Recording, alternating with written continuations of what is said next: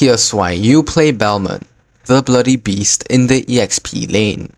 First off, he has excellent sustain and endurance thanks to his healing passive that restores his HP after every kill, allowing him to stay in lane much longer than most fighters. He also provides consistent damage and zoning, as his spinning attack can deal massive AoE damage over time, making it hard for enemies to approach or contest objectives. On top of that, Balmond has strong execution power, with an ultimate that deals true damage based on the enemy's lost HP, letting him secure kills or major objectives like the Turtle and Lord. However, Balmond is weak against ranged heroes as he struggles to close the gap on marksmen and mages who can kite him easily. He's also dependent on close range engagements, meaning poor positioning can leave him ineffective. Lastly, he lacks reliable crowd control, so he depends on teammates to lock down enemies while he dishes out damage. Balmond's passive, Bloodthirst, restores a portion of his max HP whenever he kills a minion or creep and gains even more HP after killing a hero. This passive allows him to sustain through laning, jungle clears, and extended fights, making him a durable frontliner who can stay healthy without relying too much on lifesteal items. Balmond's first skill, Soul Lock, dashes in a chosen direction, dealing damage to enemies in his path and knocking back the first enemy hero hit. The target hit will have reduced movement speed and physical defense for a short time. This ability is great for initiating traits, chasing down fleeing enemies, or escaping bad fights. The debuff also makes enemies more vulnerable to his following attacks. Balmond's second skill, Cyclone Sweep, spins his axe continuously, dealing AoE damage to all nearby enemies multiple times. Each spin deals increasingly higher damage to the same target, and Balmond also gains a brief bonus movement speed boost while spinning. This is his main source of damage and wave clear, making it especially powerful in crowded team fights or when clearing minion waves quickly. Balmond's ultimate, Lethal Counter, slams his axe in a targeted direction, dealing true damage based on the enemy's lost HP. This ability is his finisher, capable of instantly executing low health targets. It's also an excellent tool for securing major objectives like Turtle or Lord, since it ignores defenses and deals consistent true damage. With good timing, it can even out damage retribution. A typical to combo for Balmond is to start with his first skill to close the gap and apply defense reduction, then immediately follow up with the second skill to deal continuous AoE damage. Once the target HP is low enough, finish off with the ultimate for a guaranteed kill. If enemies try to escape, chase with another first skill when available. Moving on to builds, I usually build Tough Boots, War Axe, Queen's Wings, Dominance Ice, Oracle, and finally Bloodfrost Chestplate. These are the emblems that go along with this build. As for battle spells, the best spells for Balmond in my opinion are Execute, Flicker, or Petrify.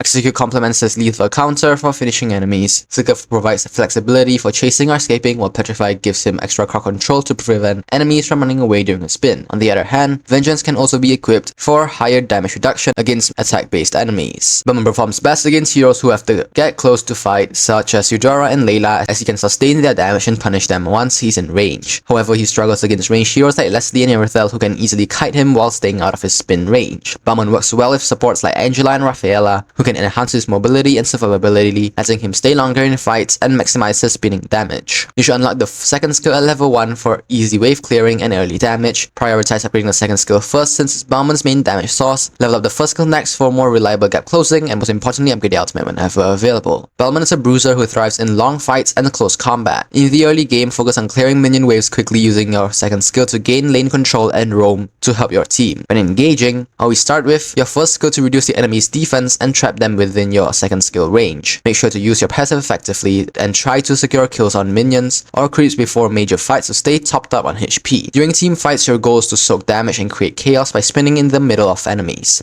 Use your ultimate wisely, as it can secure kills, deny objectives, or finish off tanks who think they are safe. Don't waste it early on fights. Wait until enemies drop below half health for maximum impact. Flicker can be used creatively to reposition for a perfect ultimate angle or escape after a fight. Lastly, timing and patience are key. Balmond's durability lets you stay in fights longer than most, but knowing when to dive or retreat will determine whether you dominate the lane or fall behind. Mastering his sustain and burst combo will make Balmond a deadly presence in both skirmishes and full-scale team fights.